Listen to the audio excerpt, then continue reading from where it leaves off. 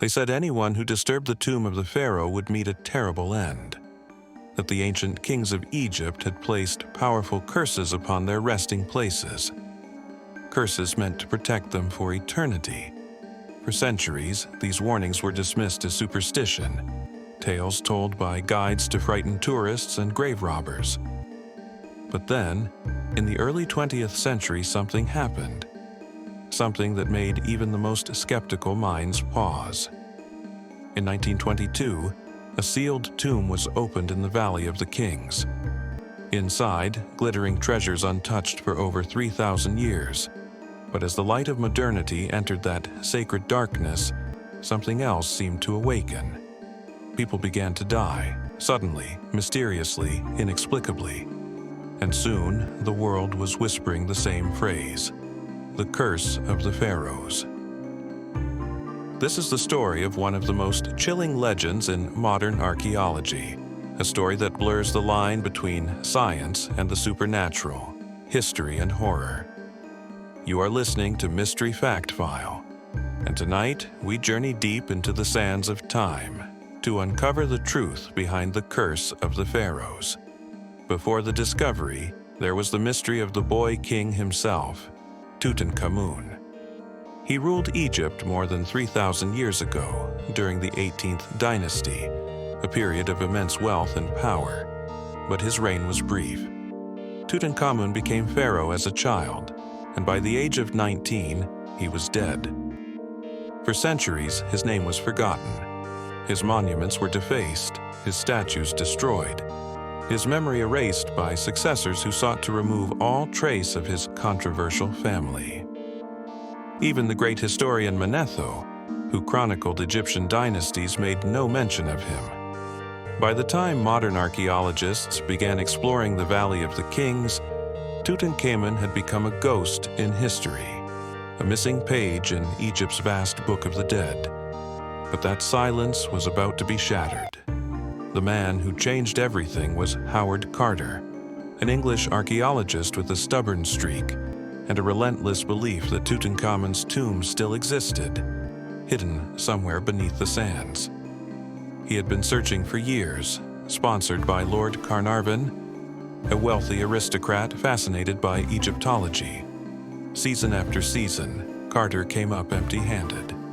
Colleagues began to doubt him. Even Carnarvon considered ending the funding, but Carter refused to quit. He believed that just one undiscovered tomb remained in the valley, one belonging to the forgotten boy king. In November of 1922, Carter's perseverance finally paid off. A young water boy, whose name history barely remembers, stumbled upon a stone step beneath the rubble of an ancient workman's hut. Carter ordered a full excavation. As the dust cleared, a staircase leading downward appeared. At the bottom was a sealed doorway marked with the royal insignia, the cartouche of Tutankhamun. Carter had found it. He wired a telegram to Lord Carnarvon in England. At last have made wonderful discovery in valley. A magnificent tomb with seals intact. Recovered same for your arrival. 3 weeks later, Carnarvon arrived, trembling with excitement. On November 26, 1922, Carter made a small hole in the plaster of the door. He inserted a candle and peered inside. Carnarvon whispered, "Can you see anything?" Carter's voice trembled as he replied, "Yes, wonderful things." Inside was a treasure chamber beyond imagination. Gold, ivory, statues, chariots, jewelry, and the sarcophagus of the young pharaoh himself. It was the most complete royal tomb ever found, untouched for over 3 millennia. But as they broke the ancient seals, something else was unleashed. Not treasure, not air, but fear. Rumors began almost immediately. Carter's local Egyptian workers whispered that the tomb was protected by spirits. One inscription was rumored to read, "Death shall come on swift wings to him who disturbs the peace of the pharaoh." Carter himself denied that such a curse existed, but the legend had already taken root. Then, within months, tragedy struck. Lord Carnarvon, the very man who financed the expedition, was bitten on the cheek by a mosquito. The wound became infected after he cut it while shaving. He fell ill with fever and pneumonia. On April 5, 1923, he died in Cairo. The exact moment he died, the lights in the city flickered and went out. Back in England, his beloved dog, Susie, howled and dropped dead. Newspapers seized the story. They declared that Carnarvon was the first victim of the Pharaohs' curse. Then came more deaths. George J. Gould, a wealthy visitor who entered the tomb, died of a fever shortly after returning home. A.C. Mace, Carter's assistant, died of pneumonia within a year. Hugh Evelyn White, another archaeologist involved in cataloging the artifacts, hanged himself, leaving a chilling note: "I have succumbed to a curse." By 1930, it was said that over 24 people connected to the tomb had died mysteriously. Even small details became part of the legend. Carter's pet canary was eaten by a cobra, the very serpent that symbolized Egyptian royalty.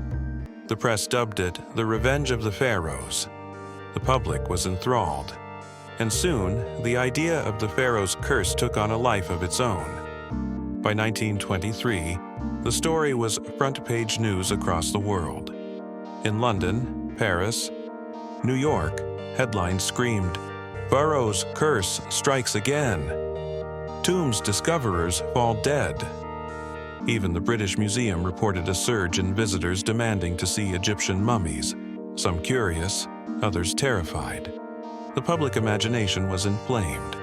Movie studios produced films about ancient curses. Writers filled columns with speculation about supernatural retribution. For Egypt itself, the story was double-edged. Tourism soared, but so did superstition. Local villagers refused to approach the Valley of the Kings after dark. Some believed the spirits of the dead pharaohs had awakened. Even Sir Arthur Conan Doyle, creator of Sherlock Holmes, claimed that Carnarvon's death was the work of elementals guarding the tomb. He said, "An evil spirit may have been waiting there for thousands of years," but not everyone was convinced. Howard Carter himself lived for another 16 years after the discovery, quietly, methodically, refusing to speak about curses. He insisted that the deaths were coincidence, nothing more. Yet, he was never the same man again. Colleagues described him as increasingly withdrawn, as if the weight of what he had uncovered had marked him forever.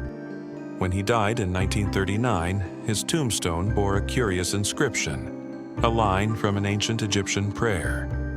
"May your spirit live, may you spend millions of years, you who love Thebes." It was almost as if, in the end, he sought peace with the spirits he had disturbed. As decades passed, scientists sought to explain the so-called curse in rational terms. Microbiologists studied the air sealed inside ancient tombs and discovered traces of bacteria and mold spores, lethal after thousands of years in darkness. These pathogens could have caused respiratory infections, fevers, and even death to anyone exposed. One researcher found evidence of Aspergillus niger, a fungus capable of releasing deadly toxins. To the skeptical mind, the curse was simply ancient biology. Yet, even this explanation didn't account for the eerie timing, why some died instantly, while others remained unharmed for years.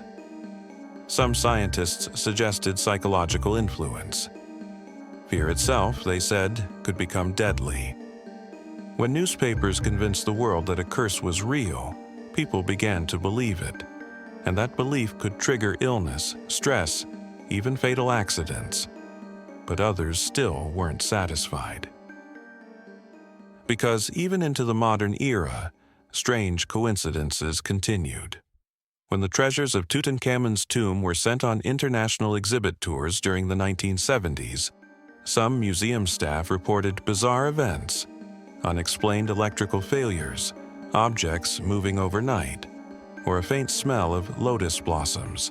the flower of Egyptian funerary rituals. A security guard in San Francisco claimed to see a shadowed figure standing inside a sealed display case. In Paris, a curator suffered a sudden heart attack after cataloging one of the amulets. Coincidence? Maybe, but the legend endured. Even in popular culture, films, novels, and documentaries, the curse of the Pharaohs became symbolic of humanity's eternal struggle with forces we don't fully understand. To disturb the dead, to pry open what was meant to remain closed, to awaken something ancient that watches and waits. So what is the truth behind the curse of the Pharaohs? Is it nothing more than myth, a product of chance and fear? Or could there be something deeper, something that modern science still cannot measure? Perhaps the ancient Egyptians understood something that we have forgotten, that energy, memory, and reverence for the dead carry weight in the universe. Perhaps the curse was not vengeance, but warning, a message to respect the boundaries between the living and the dead. Even now, deep beneath the desert, countless tombs remain undiscovered. Each one holds treasures and secrets. Will the next team to open them heed the warnings of the past, or will they too become part of the legend? In the Valley of the Kings, the air is still heavy with history. Every gust of sand might conceal a door, every echo might be a whisper from the past. And as long as those tombs endure, so too will the story of the curse of the Pharaohs. You've been listening to Mystery Fact File. If you enjoyed this journey into history's strangest enigmas, remember to like, subscribe, and share your thoughts in the comments. Do you believe the Pharaoh's curse was real, or just coincidence made myth? Until next time, keep questioning the unknown.